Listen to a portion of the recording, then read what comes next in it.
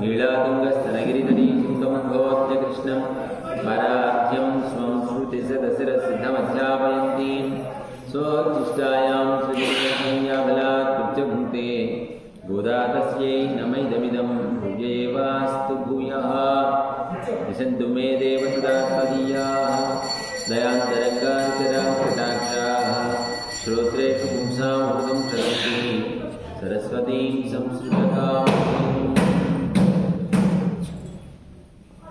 భగవద్గీత తిరుపావై దివ్యవృత్తంలో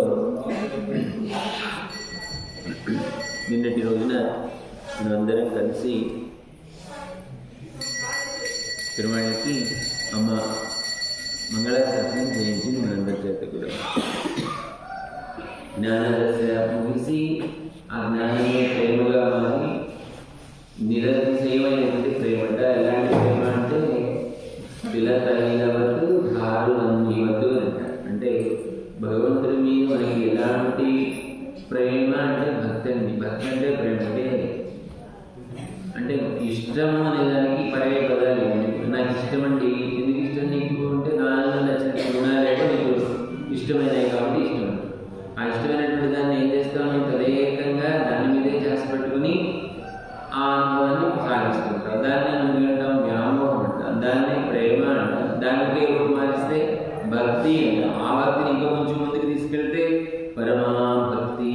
నిన్ను చూడకుండా ఉండలేనయ్యా, అదొకటి.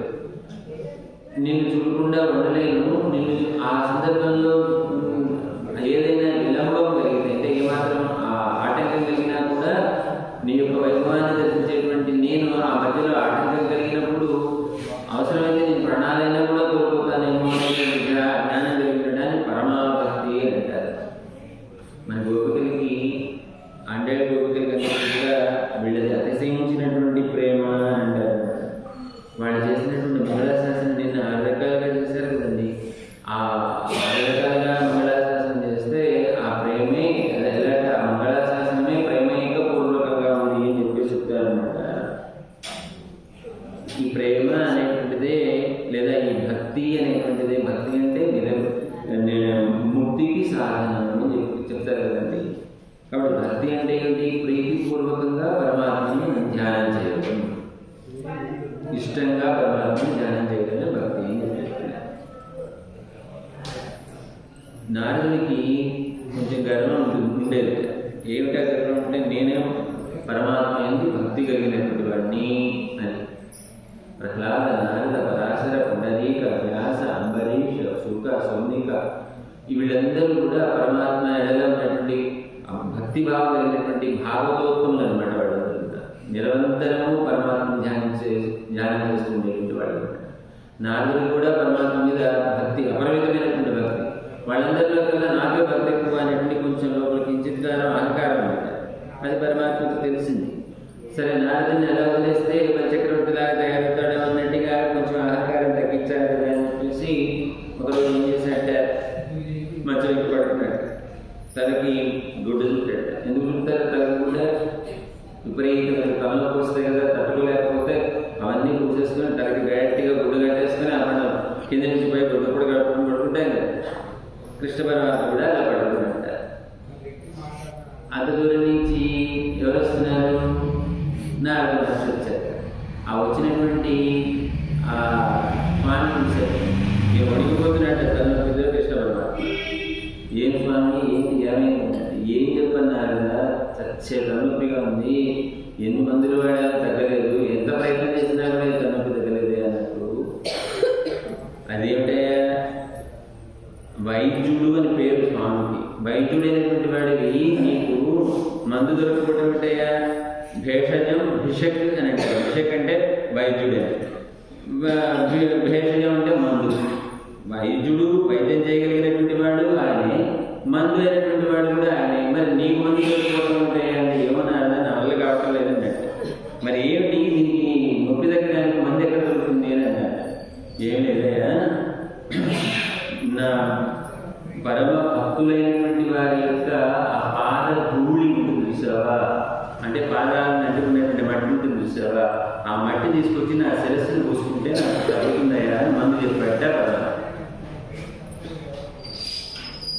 భక్తుడి యొక్క పాద రజము అంటే పాదం నుంచి వచ్చేటువంటి మట్టి అండి. మట్టి ఎవరు ఇస్తారు? సరే నువ్వు పరమ భక్తుడి కదా, నీ పాదాలు ఉన్నటువంటి మట్టి కాస్త వీధి ఇవ్వయా, నువ్వు పూసుకుంటా తగ్గిపోతుంది అన్నాడు. స్వామి అది నీకు తగ్గుతుందో తగ్గదో నాకు తెలియదు, కానీ నేను నీకు నా కాలు మట్టిని ఇచ్చానుకో నేనేమైపోవాలి? కుంభీపాకం లాంటి నరకాన్ని మళ్ళీ నేను అనుభవించాలా? నాకెందుకు వచ్చిందా నరకం? నేను ఏమనుకుంటున్నాను. పోనీ రుక్మిణం ఉంది కదా, ఆయన భార్య పట్ట వయసు, ఆ రుక్మిణం వస్తుందేమో కనుక్కో అన్నట్ట. నాకు రుక్మిణం దగ్గరికి వెళ్ళాడు. ఏమమ్మా మీ భర్తకి ఇట్లా తలనొప్పితో బాధపడుతున్నాడు కదా, ఏదైనా కాస్త మందు ఇవ్వమ్మా. మందు అంటే ఏం చెప్పాడంటే, స్వామి సాక్షాత్తు ఆయన భక్తురాలో లేదా భక్తుల యొక్క పాదదురుడు అడిగారు, నీ పాదదురుడు ఏమైనా కాస్త ఇస్తావా, ఆయన మందుగా ఉపయోగిద్దామంటే, నా కదా మధుని మాట్లాడుతున్నావా, ఇంకేమన్నా మాట్లాడుతున్నావా? ఒక భార్య తన ఖాళీ ఆ రజము తీసుకుని వెళ్ళి భర్తకు మందుగా ఇస్తుందా, దయాన్ని చెప్పింది అని 2 తిట్టి పంపించేసిందిట రుక్మిణి. ఇంకెవరి దగ్గరికి వెళ్ళాలి? ఇంకో భార్య ఎందుకు వెళ్ళండి? సత్యభామ దగ్గరికి వెళ్ళడానికి భయపడ్డాట. ఎందుకు? అంతకుముందు ఇట్లా ఏదో చిన్న సలహా ఇచ్చాడు. ఏమన్నా నువ్వు మంచి వ్రతం చేసావనుకో, ఆ వ్రతం చేయడం వల్ల నీకు ఇంకా ఇంతకంటే గొప్ప సంపదలు లభిస్తాయి, అది ఇది అని చెప్పేసి ఆ వ్రతానికి ఫలంగా నువ్వేం చేయాలి అని అంటే, నీ స్వామిని నువ్వు తులాభారంలో మళ్ళీ నువ్వు ఎవరికైనా ఇచ్చేసి మళ్ళీ నువ్వు కొనుక్కుంటే నీకు అంత సంపద లభిస్తుందని చెప్తే, ఆ రోజునే సత్యభామ పాపం గర్వంగా అయిందా లేదు. ఇప్పుడు వెళ్ళి కాళ్ళకి ఆ రథము అని చెప్పేసి అంటే చీపులు తిరిగేసి కొట్టగలను అని భయపడ్డాట.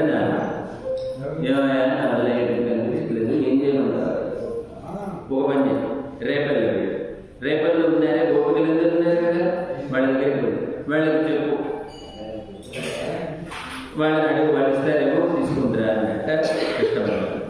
సరే ఈయన కామగమనం కలిగినటువంటి వాడు ఈ మనసులో ఎక్కడికి ఉంటే అక్కడికి వెళ్ళిపోతాడు. నాలుగు తిన్నగా రెప్పలు వచ్చేసాట. అక్కడ ఉన్నటువంటి గోపికల్ని గోపాలందరినీ పిలిచేసరికి వాళ్ళందరూ కూడా ఆశ్చర్యపోయారు. ఏం స్వామి బాగున్నావా, నాదయ్య ఏ సంగతులు, ఏం విశేషాలు, మాకెట్టయ్య బాగున్నాడా అని అడిగారు. ఏమన్నా ఎట్టయ్య బాగానే ఉన్నాడు, కానీ ఏమిటో తలకాయ పుట్ట తగ్గట్లేదుట, మందు కావాలంటున్నాడు. ఏ మందు కావాలన్నాడయ్యా? ఏమీ లేదు, వాళ్ళ భక్తుల యొక్క పాదాల కంటినటువంటి ధూళి ఉంటుంది, అది కావాలయ్యా, అది ఇస్తే అది ఆయన కాస్త తొలగి రాసుకుంటే తగ్గిపోతుందట అనే మాట నారద చెప్పగానే అందరినీ వరుసగా పిలిపించారు. పెద్ద పళ్ళని పెట్టి దండం నుంచోబెట్టి ప్రతివాడి పాదాన్ని ఆ చుట్టు పెట్టి గీయడం మొదలుపెట్టారు. ఇంత మూట అయింది. ఆ మూట మొత్తం కట్టి నారద దర్శనం పెట్టారు. ఎవరా మీరు చేస్తున్న పని మీకు తెలుస్తుందా? మీ పాదాల కట్టినటువంటి, మీ కాళ్ళు కట్టినటువంటి మట్టిని పరమాత్మ యొక్క శిరస్సును పెట్టడానికి ప్రయత్నం చేస్తున్నారే, దీని తర్వాత ఏం జరుగుతుందో మీకు తెలుసా అన్నాడు. మాకేం జరుగుతుంది, మాకేంటయ్యా, మాకు ఇష్టమే బాగుండాలి, మాకిష్టమే బాగుంటే మేము బాగుందంటే, మేము నరకాయకి పోయినా పర్వాలేదయ్యా, తీసుకెళ్ళి పోని చెప్పేసి పంపించారు. అప్పుడు నారదుడికి తెలిసి వచ్చింది, తన యొక్క గర్వాన్ని భంగం చేసుకోగలిగాడు. ఓహో నేనే గొప్ప భక్తులు అనుకున్నానే, నాకంటే గొప్ప భక్తులు కదా వీళ్ళందరూ కూడా అని చెప్పి తన గర్వాన్ని అనుకుంటున్నట్ట నారదు. కాబట్టి వీళ్ళలో ఉన్నటువంటి ముఖ్యమైనటువంటి బాధ ఏమిటి అంటే, ప్రేమగా పరమాత్మ ధ్యానిస్తున్నాం. దాన్నే మంగళాశాసనం చెప్పి నిన్నటి భాషలో చేశారు. తర్వాత ఇవేటి భాషలో అన్నట్టు చెప్తారు, భగవత్ ప్రాప్తి కలగాలి అంటే, భగవంతుడిని మనం పొందాలి అని అంటే మనకి సాధనాలు భగవద్గీతలో చెప్పాడు. వరుసగా కర్మయోగం అని చెప్పాడు, భక్తి యోగం అని చెప్పాడు, జ్ఞానయోగం అని చెప్పాడు, ప్రపత్తి మార్గాన్ని చూపించాడు. 4 చూపించిన తర్వాత 5వదిగా ఏం చెప్పాడు అంటే, అవతార రహస్యాన్ని, అంటే భగవంతుడు ఈ భూమండలం మీద అవతరించడానికి వెనకాతున్నటువంటి రహస్యాన్ని ఎవరైతే తెలుసుకుంటారో, ఆ రహస్యం తెలుసుకున్నటువంటి వాడు మళ్ళీ తిరిగి పునర్జన్మని పొందడు. మళ్ళీ తిరిగి పునర్జన్మ పొందడం వాడికి మోక్షం వచ్చినట్టే కదా. కాబట్టి భగవంతుడి యొక్క అవతార రహస్యాన్ని ఈ వాసనలో కనిపిస్తుంది. కృష్ణుడుగా ఏంటంటే ఇక్కడ ఆడుకోవడానికి వచ్చాడా, వినోదం దొంగలించడానికి వచ్చాడా, పెరుగు తినడానికి వచ్చాడా, పాలు తాగడానికి వచ్చాడా, ఎందుకు వచ్చాడు ఇక్కడికి? ఆ వెనకాలన్నటువంటి రహస్యాన్ని మనం తెలుసుకుంటే మళ్ళీ ఈ జన్మలో మన ఈ శరీరాన్ని వదిలిపెట్టిన తర్వాత మళ్ళీ మనకి శరీరం అనేటువంటిది లభించదట అని చెప్పేసి మనకి పెద్దలు చెప్తారు. అండాళ్ళే మనకి వాసనలో కృష్ణ పరమాత్మ యొక్క అవతార రహస్య జ్ఞానాన్ని మనకి అందజేస్తుంది అన్నమాట. ఇది అక్కడ ఇదంతా కూడా ప్రకృతి మండలం కదండి. ఈ ప్రకృతి మండలంలో ఉండి సమస్తమైనటువంటి కళ్యాణ పరిపూర్ణుడైనటువంటి పరమాత్మ మనలాగా ఈ భూమండలం మీద ప్రాకృతికమైనటువంటి శరీరంతో ఇక్కడ ఉద్భవించినటువంటి వాడై మన చేతనే ఇన్ని అందుకుంటున్నాడు కదండి, అర్చనలన్నీ కూడా అందుకుంటున్నాడు కదా. అలాంటి భగవత్ అనుగ్రహ పాత్రులైనటువంటి వారికి ఈవేటి ఉపాసనలో భగవత్ ఆ రహస్యాన్ని తెలియజేయడం వల్ల అనిష్ట నివృత్తి అవుతుంది. అంటే ఇష్టం లేనిది పోయి ఇష్టమైనటువంటిది కలుగుతుంది, అనిష్ట నివృత్తి కలిగి ఇష్ట ప్రాప్తి కలుగుతుంది అని అంటారు. పరమాత్మ 4వ అధ్యాయంలో చెప్తాడు, జన్మ కర్మజమే నిత్యం ఏవం ఏవ్యో వేతి తత్తః త్యక్వా ఏవం పునర్జన్మ నైతి మామేతి సోర్జున. ఏమయ్యా, దివ్యమైనటువంటి నా జన్మని, నా కర్మని, అసలు ఆయనకి జన్మలు లేవండి, ఆయనకి కర్మలు అసలు లేవండి. మనం జన్మిస్తున్నాం, ఇంకా కర్మలు అనుభవిస్తున్నామంటే మనకు ఉన్నటువంటి ఆ కర్మ అనేటువంటి తాడు మనం కట్టేసి పడేశాడండి. ఇక్కడ మనం పుడుతున్నామంటే కర్మను అనుభవించడం కోసం, మనం జన్మిస్తున్నామంటే ఏదో ఒకటి చేయడం కోసం మనకు. ఆయనకు అసలు ఏమీ లేనటువంటి వాడు. అందుకే జన్మలు లేనటువంటి వాడు ఇక్కడ ఈ మండలంలో ఆవిర్భవించారు అని చెప్తున్నారు. అక్కడ సశ్రేయాన్ భవతి జాయమాన అని చెప్తుంది ఉపనిషత్తు. ఆయన జన్మించడమే మనకి శ్రేయస్సుని కలిగించేటువంటిది కదా అని అంటున్నారు అనమాట ఉపనిషత్తులు కూడా. కాబట్టి పరమాత్మకి జన్మలు ఉండవు, కర్మలు ఉండవు. మరి జన్మించాడు కదా కృష్ణుడుగా, మరి జన్మించడానికి కదా రాముడుగా, నరసింహస్వామిగా ఆవిర్భవించాడు కదా. నేనంటే ఎందుకోసం వచ్చాడు? మన మీద ఉన్నటువంటి వాత్సల్యం చేత, అగాధమైనటువంటి ప్రేమ చేత మనందరినీ కూడా తన వాడిగా చేసుకుని తనని పొందడం కోసం తాను జన్మలేనటువంటి వాడు జన్మిస్తున్నాడు. కర్మ అంటేటువంటి వాడు కర్మలు చేస్తున్నాడు కదా అని అంటారు అనమాట. ఇక్కడ ఆయన ఆవిర్భవించడంలో అర్జునుడు అడుగుతాడు, ఒక ఈ 4వ అధ్యాయంలో అర్జునుడు అడుగుతాడు ఎవరిని, స్వామి ఏమైనా నువ్వు మాట చెప్తున్నావే, నాకు సూర్యుడు ఉన్నాడు కదా, సూర్యుడికి నేనే కర్మయోగాన్ని చెప్పాను అని చెప్పి చెప్తాడు పరమాత్మ 4వ అధ్యాయం. సూర్యుడు ఎప్పుడు పుట్టాడు, నువ్వు ఎప్పుడు పుట్టావు, సూర్యుడు తర్వాత పుట్టినాడు, సూర్యుడికి నీకు వేల జన్మల తేడా ఉంది కదా, నువ్వు సూర్యుడికి చెప్పానంటే అంటే అప్పుడు వరుసగా ఆ అర్జునుడిని అడిగినట్టు ఆ ప్రశ్న నుంచి 6 ప్రశ్నలకి సమాధానం చెప్తాట. స్వామి ఏమయ్యా, నేను మీ మీద ఉన్నటువంటి కృప చేత ఓర్వలేక తానే స్వయంగా సంకల్పం చేత మాత్రమే నేను ఇక్కడ ఆలోచిస్తానయ్యా, నా స్వభావాన్ని వీడను. నేను మీకు మళ్ళీ ప్రకృతి సంబంధమైనటువంటి శరీరం కాదు, నాది ఉపనిషన్మయమైనటువంటి శరీరం నాది. దాంతో ఈ ప్రకృతి మండలంలో నేను ఉద్భవిస్తాను అని చెప్తాడు. మీలాగే తిరుగుతూ, మీలాగే తింటూ, మీలాగే మీతోనే ఆడుతూ చేస్తూనే సమానులైనటువంటి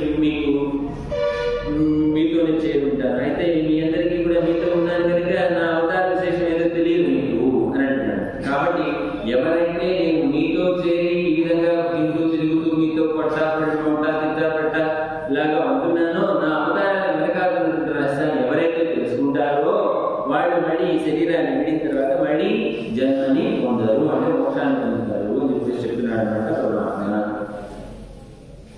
ఇంతవరకు మనం పూతనా సంహారం సంగతి విన్నాం కదా, శకటాసుని చంపడం విన్నాం కదా, అలాగే రకరకాల లీలలని బకాసుని చంపడం విన్నాం, కేసీ అనేటువంటి రాక్షసుని చంపడం విన్నాం. ఇలాంటి రహస్యాలన్నీ మనం విన్నాం కదా. ఇవాళ దీంట్లో కంసుడు మన శ్రీకృష్ణుడు పుట్టడాన్ని, తర్వాత కంస వద్ద జరగడానికి ఈ 2 విషయాలకు సంబంధించినటువంటి వివరాలన్నింటినీ కూడా మనకి ఆండాళ్ళ తల్లి ఈ భాషలో మనకి అనుగ్రహిస్తుంది అనమాట. కృష్ణుడు పుట్టాడు పిరందవారం అనేటువంటి ఒక తిరువాయి, ఆ తిరువాయి దశకంలో నమ్మాడివారిలో అనే ఆడవారు ఉంటారు. వారు ఈ కృష్ణ జననాన్ని గురించి వింటూ అసలు జన్మే లేనటువంటి వాడు, కర్మే లేనటువంటి వాడు మనల్ని ఉద్ధరించడానికి మామూలుగా గజేంద్రుడికైతేనేమో ఆకాశం నుంచి చూడబడ్డాడండి వచ్చి గజేంద్రుని రక్షించడానికి. నరసింహస్వామి ఏమో స్తంభం నుంచి వచ్చారు. మిగతా వాళ్ళందరూ రకరకాలుగా వచ్చారండి. కానీ ఈ కృష్ణుడు రాముడు ఇద్దరు కూడా మనల్ని ఉద్ధరించడం కోసం మనలాగానే మానవ గర్భాల్లో చేరి మనం ఎన్నాడంటారని మన బిడ్డ పుట్టడానికి ఎన్ని రోజులు పడుతుంది? 10 నెలలు పడుతుంది కదా. అదే పరమాత్మ కృష్ణుడు కానీ రామచంద్రమూర్తి కానీ 12 నెలలు గర్భవాసం చేశారట. ఆ గర్భవాసం చేసేటువంటి బిడ్డ యొక్క పరిస్థితి ఎలా ఉంటుందో తెలుసా? లోపల ఉండేటువంటి బిడ్డ ఆ మాయ చుట్టుకొని ఆ ఉప్పునీరులో వాడు విశ్వాసించడం చేతగాక ఎంత అవస్థలు పడుతుంటాడు బిడ్డ. అలాంటి మనకి ఉండేటువంటి ఈ కష్టాలన్నీ కూడా పరమాత్మ మనల్ని ఉద్ధరించడం కోసం అమ్మ యొక్క కడుపులో చేరాడు, దేవకీదేవి యొక్క కడుపులో చేరి పుట్టాడే అని విన్నారట. అమ్మాయి గారు విని ఒకసారి మూర్చిపోయారు. 6 నెలలు పడుతున్నారు మళ్ళీ రావాలి తర్వాత. అలాగా చెప్తారు. కాబట్టి ఈ పాత్రలో మనకి కృష్ణుడు ఎందుకు జన్మించాడు, కంసుడు యొక్క వధ వృత్తాంతం ఈ రెండింటినీ కూడా మనకి పాత్రలో చెప్తారు. ఆ అవతార రహస్యాన్ని మనం తెలుసుకుంటే ఈ జన్మ అయిపోయిన తర్వాత మళ్ళీ మనకి పునర్జన్మ ఉండదు అని చెప్పేసి చెప్పిన ఒకసారి పాత్రను పాడుకుని అర్థాన్ని తెలుసుకునే ప్రయత్నం చేస్తాం. உறுத்தி மகனாய் பிறந்து ஓரளவில் உறுத்தி மகனாய் விழுந்து வளர தன்பிலாகித்தாம் தீங்கிணைந்த கருத்தை பிழைத்து கஞ்சன்மயத்தில் நெருப்பெண்ணே உன்னை அறுத்தித்து வந்தோம் படை துறதியாகில் திருத்தக்க செல்வகம் சேவகம் யாம் பாடி ஒருத்தமும் தீர்ந்து படைந்து எழுதுவாய் ஆண்டாள் இந்த திருவடிகளே சிவனும். ఈ పాత్ర యొక్క అర్థం ఏంటి అంటే, పరమాత్మనే నాకు కొడుకుగా పుట్టాలయ్యా అని కోరుకుందిగా ఒక ఆమె కోరింది కదా అని చెప్పేసి శంఖచక్ర గదాలను ధరించినటువంటి వాడే స్వామి ఆమెకు కుమారుడిగా కలిగట దేవకీదేవికి. అంటే దేవకీదేవి యొక్క కుమారుడిగా జన్మించినటువంటి వాడు అని అంటున్నాడు. అంతవరకు ఆ తర్వాత కొరిద్ది మహనాయి ఓరదివిల్ కొరిద్ది మహనాయి వడిద్ది వడ. ఆ పుట్టినటువంటి రాత్రిలోనే ఏం చేశాడు? తన యొక్క లీలని అంటే తన యొక్క బాలలీల వినోదాన్ని పంచడం కోసం అండి ఆమె అడిగింది, యశోదమ్మ అడిగింది, స్వామి నీ యొక్క బాలలీలను చూసి ధరించాలయ్యా అని చెప్పేసి తపస్సు చేసింది యశోదమ్మ. ఆమె కోరిక తీర్చడం కోసం తానేం చేశాట? యశోదమ్మ పుట్టలేదు కదా, పుట్టిన దేవకీదేవి పుడితే యశోదమ్మ బిడ్డలాగా అక్కడికి చేరి దాగి పెరిగాడట కృష్ణ పరమాత్మ. ఇది దీనిలో ఉన్నటువంటి రహస్యం అని చెప్తున్నారు. స్వామి నువ్వు ఆ పరత్వంలో ఉండేటువంటి శ్రీమన్నారాయణ ఎలా ఉంటాడో అలా పుట్టమయ్యా అని అడిగింది. ఒక అలాగే పుట్టాడు. ఒక ఆమె అడిగింది, నీ చిన్నపిల్లల చేష్టలని కూడా చూసి ధరించాలనుకుంటున్నానయ్యా అంది తప్ప నా కడుపులో పుట్టమని అడగల. చిన్నపిల్లల చేష్టలు చూసి ధరించాలని పుట్టినటువంటి వాడు తిని వచ్చి ఇక్కడ ఆలోచించాడు. అమ్మ ప్రక్కన చేరాడు, యశోదమ్మ ప్రక్కన చేరాడు కదా. కాబట్టి స్వామి అని అంటున్నాడు. అలా ఆ రాత్రి కుమారుడిపై దాగి పెరిగినటువంటి వాడా, అట్లా పెరుగుతున్నటువంటి నీవు చూసి గొడవలేనటువంటి కంసుడు ఏమన్నాడు? వాడి యొక్క అభిప్రాయం ఏంటి? ఆ కృష్ణుడు పుట్టాడు అని అంటే అష్టమగర్భంలో దేవకీదేవికి కృష్ణుడు జన్మించాడంటే వాడికి ముచ్చు పుట్టినట్టు కింద లెక్క.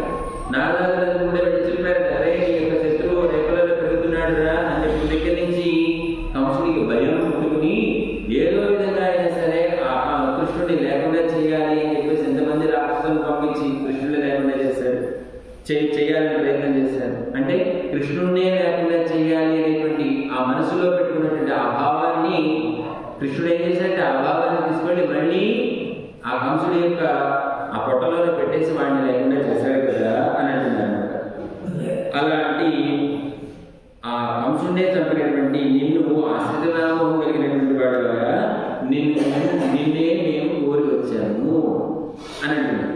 నిన్నే మేము కోరి వచ్చాము అని అంటే ఎవరన్నా ఇంత కష్టపడి వచ్చారని, ఎలా వచ్చారు ఇక్కడికి అంటే మీకు ఇంత శ్రమ కలిగింది కదా అని అంటే, నువ్వు మీ దగ్గరికి వచ్చి పరాయనటువంటి రాజ్యాన్ని పొందడం కోసం వచ్చామయ్యా, నువ్వు పరాయనటువంటి సాధన ఇస్తే ఇక మాకంటే మాకేం శ్రమ ఉందయ్యా, సాక్షాత్తు లక్ష్మీదేవికే లక్ష్మీ లాంటి వాడి కదా, నీ యొక్క వీర చరిత్రని, నీ యొక్క వైభవాన్ని, నీ యొక్క కీర్తిని మేము పాడుతూ వస్తున్నాం కనుక మాకు ఈ అలసటంతో ఏమి లేదయ్యా, మాకు ఆ శ్రమ అంటే ఏమి లేదు అని చెప్పేసి మన అంటని 7 పాసంలో చెప్తారు. దీనిలో కొరిద్ది మహనాయి పిరందు అంటే ఒక ఆమెకి కుమారుడుగా పుట్టి అని అంటున్నారు. ఇక పేరు చెప్పారంటే దేవకీదేవి అని పేరు ఎక్కడ చెప్పారు? ఇక్కడ వృత్తి ఒక ఆమె. ఎందుకు అంటున్నారు ఒక ఆమె అంటే అద్వితీయులు అనట ఎవరు? మన దేవకీదేవి. సాక్షాత్తు శ్రీమన్నారాయణే తన గర్భాన్ని ధరించి తద్వారా ఈ లోకానికి అందించినటువంటి తల్లి ఎవరు అని అంటే దేవకీదేవి. కాబట్టి అలాంటి గొప్పవాళ్ళ పేరుని మనం పేర్లో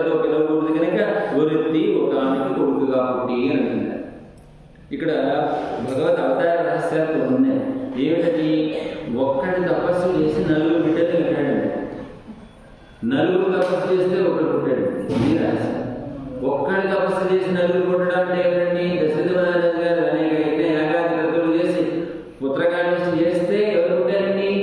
రామ, లక్ష్మణ, భరత, శత్రుఘ్నులు అనేటువంటి నలుగురు పుట్టారు పిల్లలు.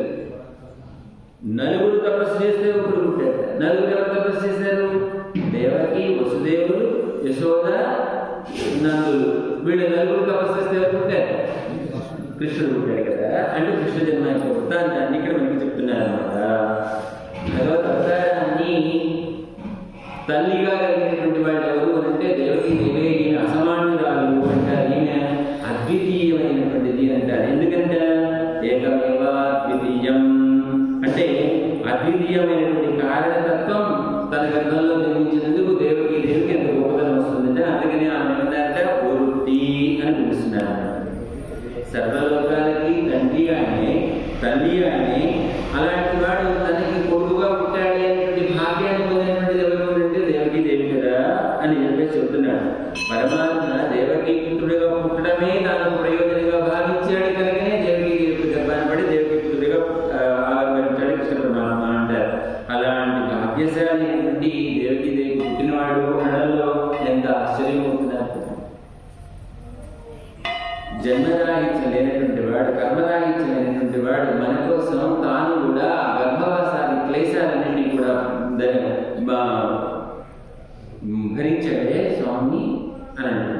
ఆయన చెప్పినప్పుడు ఏమేం కోరింది? చతుర్భుజుడిగా పుట్టడం కోరింది, స్వామిలాగా పుట్టడం కోరింది. ఆయన చతుర్భుజాలు శంఖచక్రాలు ధరించాడు, పీతాంబరం కట్టుకున్నాడు. చక్కగా కృష్ణుడు ఆ నారాయణ స్వరూపంగా ఆవిర్భవిస్తే ఆవిర్భవించినటువంటి రూపాన్ని చూసి నందుడు మన దేవకి వసుదేవుడికి నమస్కారం చేసి అంటారట, ఉపసంహర విశ్వాత్మ అదోరూపం అలౌకికం బహువ ప్రకృతి శిశువు. ఈ ప్రాకృతికంగా ఉండేటువంటి శిశువుకి రెండు భుజాలు ఉంటాయి కదా, నీ యొక్క రూపం మేము చూసాం, అద్భుతమైనటువంటి నీ యొక్క సౌందర్యాన్ని మేము చూడగలిగాం. పుట్టినటువంటి వాడు సర్వ ఆత్మకుడైనటువంటి శ్రీమన్నారాయణుడు మనకు తెలుసు. తమద్భుతం బాలకం అభుజేక్షణం చతుర్భుజం శంఖగదాధ్యాయుధం పీతాంబరం సాంద్ర ప్రయోజన సౌభగం అని చెప్పేసి చెప్తారే. అంతటి వైభవం కలిగినటువంటి స్వామి పుట్టావని నాకు తెలుస్తుందయ్యా నాయన. నువ్వు ఆ శంఖచక్రాలతో ఉండేటట్లయితే నేను ఇక్కడ శుభ్రంగా ఉండలేదయ్యా, రెండింటినీ కూడా నువ్వు ఉపసంహరించుకొని ప్రార్థన చేస్తే అమ్మ నాన్న చెప్పినటువంటి మాటలు విని విధేయుడిగా పుట్టాట కృష్ణ పరమాత్మ అని చెప్పేసి చెప్తున్నారు. అది దేవకి యొక్క గొప్పదనం చెప్తున్నారు.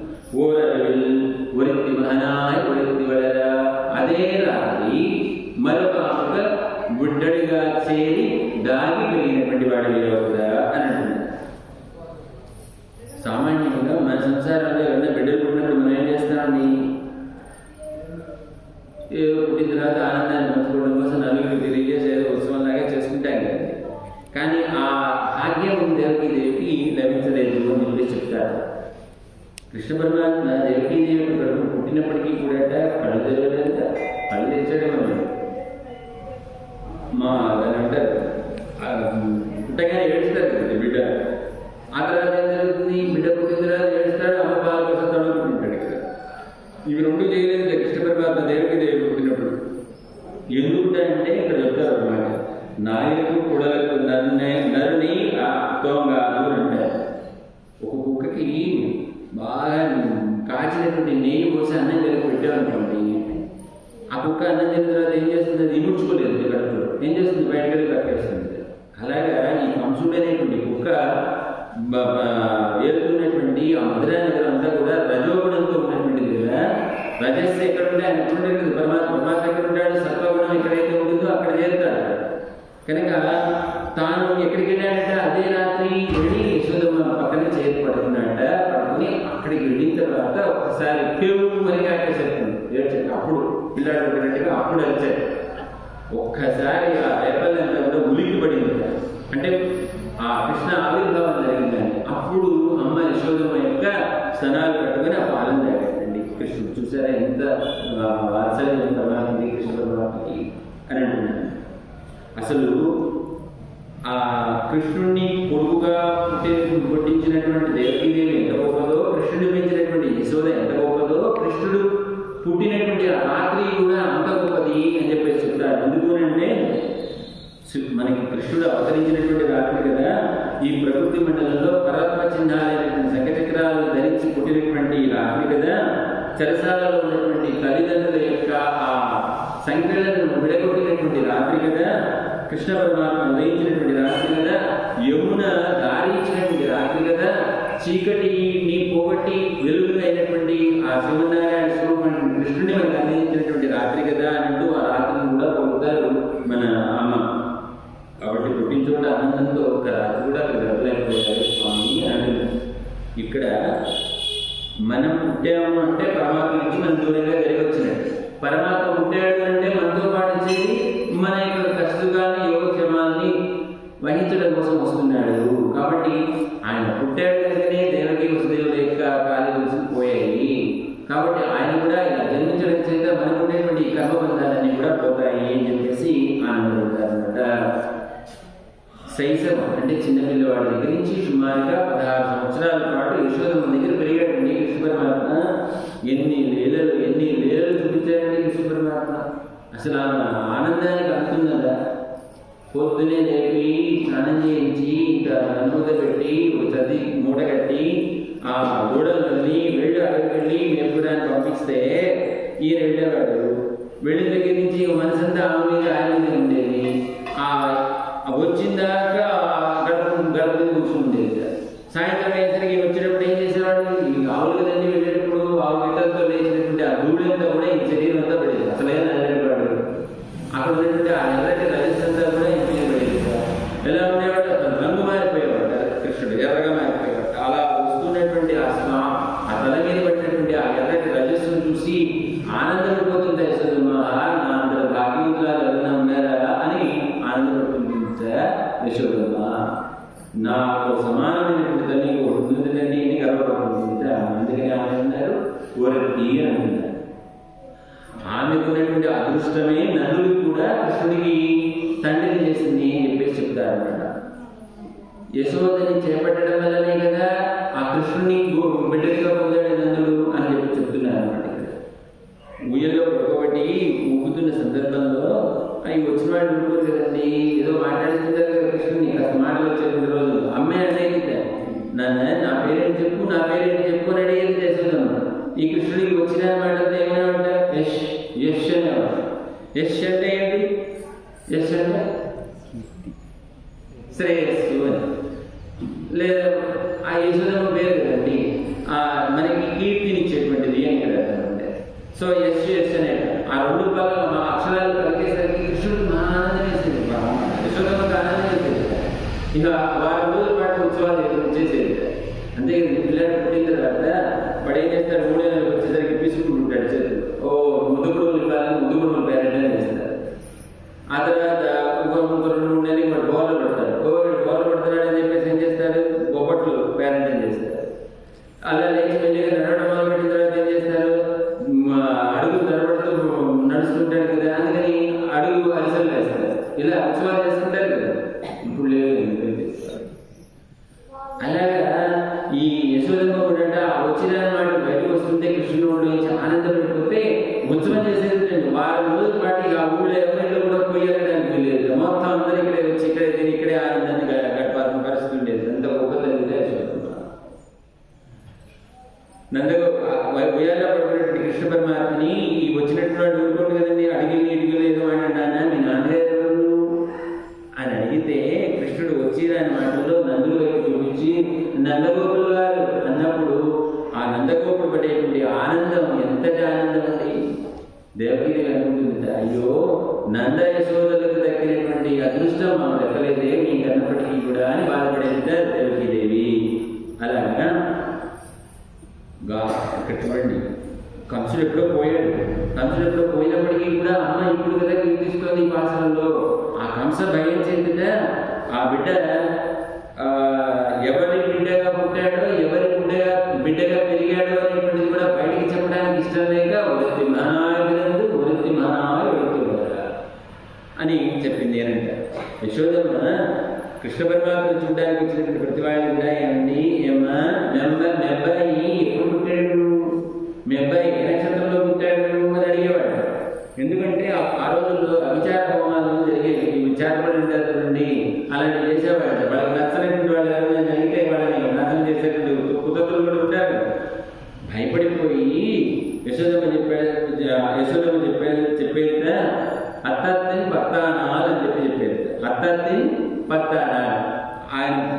నక్షత్రానికి 10వ నక్షత్రం అని చెప్పేది. ఇప్పుడు నక్షత్రాలు ఉంటాయి కదా, బిడ్డలు పుట్టినప్పుడు వెంటనే పంతులు దగ్గరికి వచ్చేసి అండి మా అబ్బాయి పుట్టాడు, మా అమ్మాయి పుట్టింది, మా మనవరాలు పుట్టింది, మంచిదైనా ఏ నక్షత్రం ఏంటి అని అడుగుతారు కదా.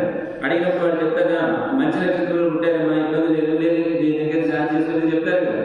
అలాగే వీళ్ళు అడిగితే చెప్పేది పట్టత్తిన్ పట్టానా అని చెప్పేది. హస్త నక్షత్రం నుంచి 10వ నక్షత్రం అని చెప్పేది. హస్త నక్షత్రం నుంచి 10వ నక్షత్రం అంటే వెనక నుంచి ముందు నుంచి 10వ నక్షత్రమా, వెనక నుంచి 10వ నక్షత్రమా అని అర్థం చేసుకోవాలి. ముందు నుంచి 10వ నక్షత్రం అయితేనేమో రోహిణి అవుతుంది, తర్వాత వచ్చేటువంటి 10వ నక్షత్రం అయితేనేమో శ్రవణ నక్షత్రం అవుతుంది అనమాట. ఇప్పుడు కన్ఫ్యూజన్ క్రియేట్ చేస్తే వాడు ఏ నక్షత్రమో తెలుసుకోలేక ఇబ్బంది, కృష్ణుడికి ఏ ఆపద కలుగుతుందో అన్న భయంతో అలా చెప్పేది. అలా దాచి పెంచిందండి కృష్ణ పరమాత్మని అని చెప్తారు. పుట్టినటువంటి వాడు సర్వేశ్వరుడే తెలుసుకునేటువంటి దేవతలందరూ కూడా వచ్చి ఒకసారి కృష్ణుడు చూపించు, ఒకసారి కృష్ణుడు చూపించమంటే గుడెవరికైతే కృష్ణుడు లే అని చెప్పేసి వాళ్ళని పంపించేసేది.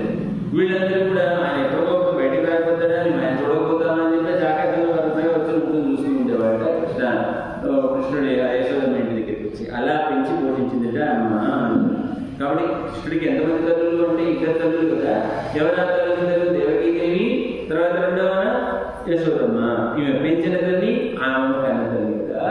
అలాగే పరమాత్మ యొక్క నామాలను చెప్పేటువంటి భగవద్వాచకమైనటువంటి పదాలు మన మంత్రాలు అంటేనే మంత్రాలు 3 ప్రధానంగా వృష్టి సంబంధమైనటువంటిది. ఒకటి విష్ణు షడాక్షరి అని, వాసుదేవ ద్వాదశి అని, అష్టాక్షరి మంత్రాలు, నారాయణ అష్టాక్షరి అని, ఆ 3 రకాల మంత్రాలు. దీంట్లో అంటే పరమాత్మ ఈ విశ్వమంతా కూడా ఎలా వ్యాపించి ఉన్నాడో చెప్తుంది అనమాట. అయితే ఈ చెప్పినటువంటి 2 మంత్రాల్లో దేవకీదేవిని అష్టాక్షరి మంత్రంతో పోలుస్తారు. మన యశోదమ్మనేమో వాసుదేవ నమో భగవతే వాసుదేవాయ అనేటువంటి మంత్రంతో పోలుస్తారు అనమాట ఇక్కడ. కాబట్టి స్వామి దరికరానికి తాంతీనైంద ప్రవర్తై ప్రయత్తి కంజనైంది.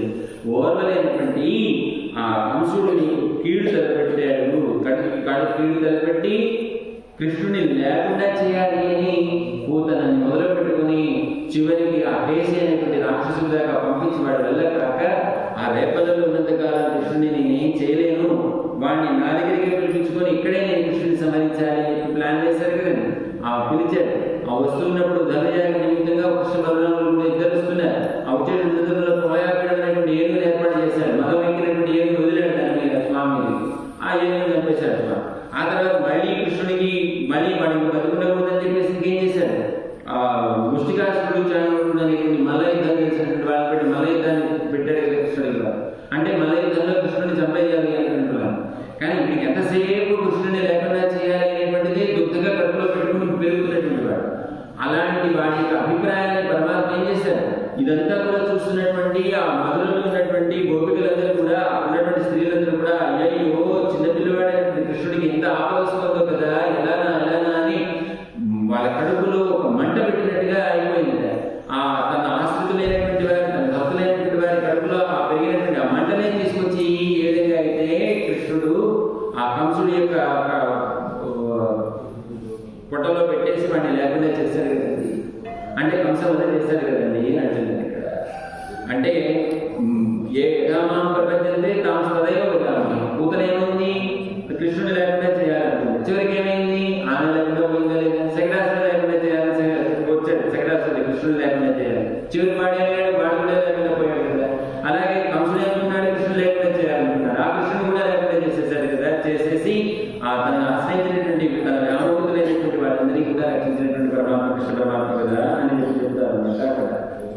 ఏమయ్యా నువ్వు ఆ రోజు ప్రహ్లాదుని రక్షించడానికి వచ్చినటువంటి నరసింహస్వామిగా నువ్వు రావక్కర్లేదు మాకు ఇక్కడ అని అంటున్నాడు. ప్రహ్లాదుని రక్షించడానికి నరసింహస్వామి ఎలా వచ్చాడండి?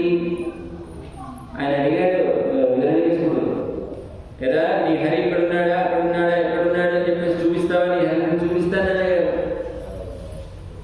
నాలో ఉన్నాడు, నీలో ఉన్నాడు, సమస్తమైనటువంటి ఈ భూమండలం మొత్తం మీద ఉన్నాడు, సమస్తమైనటువంటి జగత్తంతలో కూడా వ్యాపించున్నాడు అని చెప్పే సమయానికి నరసింహస్వామిగా మరి కాపాడాలి కదా. సత్యం విధాతం నిజముంచ భాషితం అంటారు. తన భక్తుడు పలికినటువంటి మాటని నిజం చేయడం కోసం తను అంతర్బహిష్ట తత్సర్వం వ్యాప్యనారాయణ మొత్తం కూడా అణువునా కూడా సిద్ధంగా ఉన్నట్ట. ఏ క్షణాన ఆ హిరణ్యకశిపుడు ఏడురా నీ హరిని చూపించు అంటే ఎక్కడ చూపిస్తే అక్కడ ఆయన ప్రత్యక్షం అవ్వాలి. లేకపోతే ఏమవుతుంది, ప్రహ్లాదు మాట్లాడినటువంటి మాట దగ్గరైపోతుంది కదా. బ్రహ్మగారు సింహాన్ని సృష్టించారు, బ్రహ్మగారు మనిషిని సృష్టించారు. కానీ హిరణ్యకశిపుడిని చంపడానికి వీళ్ళిద్దరూ పనికిరారు. సింహం పనికిరారు, జంతు చేత రాకూడదు, మనిషి చేత రాకూడదు, పైన రాకూడదు, కింద రాకూడదు, గాలి చేత రాకూడదు, నీళ్ళు చేత ఎన్నో వరాలు కొట్టుకున్నాడు కదా బ్రహ్మగారిని హిరణ్యకశిపుడు. వాటిని సంబంధించాలంటే విచిత్రమైనటువంటి డాక్టర్లు ఉండాలి కనుక ఏం చేద్దామని ఆలోచించి తలకాయకి పెట్టేసుకున్నాడు. ఒక సింహం తలకాయలాగా పెట్టేసుకుని సింహ తలని ధరించాడు. ధరించి సిద్ధం చేసుకుంటున్నాడు. గోళ్ళకి చేతులకు గూడు దొరుకుతున్నాడు. గూడు దొరుకుతున్నాడు, వాడిని ఆయుధంతో చంపకూడదు.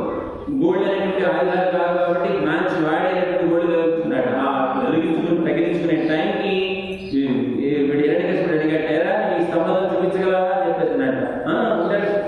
ఆ దెబ్బ కొడితే స్తంభాన్ని ఎక్కడైతే కొట్టాడో స్వామి అక్కడి నుంచే ఉపయోగించాడ. నరసింహస్వామి లాగా వచ్చి ఆ హిరణ్యకశిపుడు ఇంకోటి చెప్తారు, మనం పరమాత్మ రక్షించాలి అనుకుంటే మనకు కష్టమే కాదు. ఆయన ఎప్పుడు కూడా మనల్ని చూస్తూ ఉంటాడు, మనలో ఉన్నటువంటి తప్పుల్ని క్షమిస్తూ ఉంటాడు. మనల్ని రక్షించాలి అనుకున్నప్పుడు మనం నా మీద ఎంతవరకు వీడి ప్రేమ ఉంది అని చెప్పేసి లోపలికి అంతటికి వెళ్ళి చూస్తాడు. అసలు నరసింహస్వామి ఉపయోగించగానే హిరణ్యకశిపుడు అలా మూర్చిపోయి చచ్చిపోయాడు అన్నమాట. అక్కడ ఆ అవతారాన్ని చూసేసాడు. అలాంటి వాడిని తొడ మీద పట్టుకొని అసలు ప్రహ్లాదుడు అన్నాడు కదా, నీళ్ళు ఉన్నాడు, నాలో ఉన్నాడు, అందరిలో ఉన్నాడు, అసలు వీళ్ళు భగవంతుడు ఉన్నాడా లేదా చూద్దాం అనుకున్నట్టు, నేను ఉన్నానా లేదా చూద్దాం అనుకున్నట్టుగా తన యొక్క వాడి అయినటువంటి ఆ గోడలతో ఆ హిరణ్యకశిపుడి యొక్క పొట్టని చీల్చి లోపల ఏమన్నా కనిపిస్తున్నాడా లేదా చూద్దాం. కనిపించలేదు. ఒకవేళ కనిపించింటే ఏం చేసేవాడు, హిరణ్యకశిపుడిని శుభ్రంగా లోపల పెట్టేసి వాడి బతికించుండేవాడు కదా అని అంటున్నాడు. అలాంటి నువ్వు నరసింహస్వామి దగ్గర రావక్కర్లేదా మాకు, కానీ వైద్యులు నిరూపణ నిన్నమాలే కంసుని కడుపులో చుట్టుపెట్టినట్టుగా వచ్చినటువంటి ఆస్తితులు అమావాస్యని ఉన్నాయి. అతిథి ముందు నిన్నే కూడా వచ్చామని మేము పరాయి దొరికాలి. నువ్వు ఇస్తే ఆ పరాయినటువంటి సాధనం అదేమిటన్నా నిన్నే కూడా వచ్చామంటున్నారు, ఇస్తే పరాయినటువంటి సాధన ఇస్తే ఇవ్వనంటున్నారు. రెండు విరుద్ధంగా నిన్ను కూడా వచ్చినటువంటి వాళ్ళకి అంటే భగవంతుని కోరినటువంటి వాళ్ళకి మిగతా కోరికలు ఉండవు కదా, మరి పరాయినటువంటి జరుగుతున్నారు ఏంటి అంటే మేము ఈ వ్రతం చేయడానికి కారణభూతమైనటువంటి వాళ్ళ లోపల కోసం కావాల్సింది ఏంటి, వర్షం కావాలి అంటే మేము వ్రతం చేయాలి. వ్రతానికి ఏం కావాలి, పరాయినటువంటి తప్పటి కావాలి. అది ఇస్తే ఇవ్వు, లేకపోతే లేదు. నువ్వు నాకు దొరికేసేవద్దు, నాకు దొరికేసేవద్దు, మాకు ఎంత చేయాలంట. మరి ఇంత కష్టపడిచ్చారే, మీరు ఎలా రాగలిగారు, మీకు ఎంత శ్రమ అయిందో అంటే తిరుతక్క శైవకం యామాడి వ్రతం తీయడు అని అంటున్నారు. లక్ష్మికి తగినటువంటి ఐశ్వర్యం శ్రీ ఇక్కడ చెప్తారు. శ్రీయ శ్రీ మనమందరూ లక్ష్మీదేవిని మనం పొందాలి అని మనం ప్రయత్నం చేస్తే ఆ లక్ష్మీదేవి పొందాలని ప్రయత్నం చేస్తుంది స్వామిని. కాబట్టి నువ్వెవరు శ్రీయ శ్రీవి కదా స్వామి. కాబట్టి మేము కోరుకోదగినటువంటి సంపత్తు కలిగినటువంటి వాడు నువ్వే కదా, మాకు ఆనందం కలిగించేటువంటి వాడు నువ్వే కదా స్వామి. కాబట్టి మాకు శ్రమ తీరడం కోసం మేమేం చేశాం, తిరుతక్క సేవకం యామాడి నీ యొక్క సంపద అయినటువంటి ఆ లక్ష్మీదేవిని పాడి నీ చేసినటువంటి నీ యొక్క వీర చరిత్రలన్నింటినీ కూడా పాడి మాకు కలిగినటువంటి ఆ శ్రమనంతటినీ కూడా తీర్చుకుని మేము ఇక్కడికి వచ్చామయ్యా, పరాయినటువంటి సాధిస్తావా నువ్వైతే మాకు కావాలి అని చెప్పేసి 20% ఒక అవతార రహస్యాన్ని మన ఆడవాళ్ళు చేస్తారు. 20%లో మరి విశేషాలు తెలుసుకున్నాం. అయితే మనకి ముక్కోటి ఏకాదశి కదండి, రేపు వాసనాన్ని అందించేటువంటి అవకాశం ఉండదు. శవకాలం అయితే జరుగుతుంది. వీలైతే అవకాశం ఉండి పెద్దలు అనుగ్రహిస్తే ఒక 5 నిమిషాలు ఆ భావం చెప్పుకుందాం. లేకపోతే భగవద్గీత పారాయణ రేపు వరకు పెరుమల విచక్షణ చేసిన తర్వాత సుమారు 7:30 ప్రాంతంలో ప్రారంభం చేసుకుంటాం భగవద్గీత పూర్తిగా చదవడానికి. కాబట్టి మరి శ్రద్ధాలైనటువంటి గోష్ఠులు లేనటువంటి వాళ్ళని కూడా వచ్చేసి మనం భగవద్గీత పారాయణ పూర్తి పారాయణ చేద్దాం. సుమారు మనకి 7:30 నుంచి 9:30 1 గంటలు పట్టచ్చు. దానికి అనుగుణంగా 7:30 వచ్చేసేయండి. మన ఉదయాన్ని గోష్ఠి కూడా చాలా ఎర్లీగా జరుగుతుంది కదా, ప్రమాణ మళ్ళీ ఇక్కడ చేయాలనుకుంటే సుమారు 3:30 ప్రాంతంలో ఇక్కడ గోష్ఠి ప్రారంభం అవుతుంది అనుకుంటా. మన సేవకాలం అవుతుంది. ఇక్కడ తీర్థ గోష్ఠి అంతా కూడా విడిగా జరుగుతుంది. మనకి మాత్రం మనందరూ కూడా సంగీతాన్ని చూసుకోవడానికి మన లైన్లోనే రావాల్సి ఉంటుంది అనమాట. విమానం మాత్రం గోష్ఠి ఉంటుంది. ఈ విషయాలను గుర్తించుకోండి. సరే చెప్పాను, 3ంటికి రమ్మని చెప్పాను. సరే జయ శ్రీ.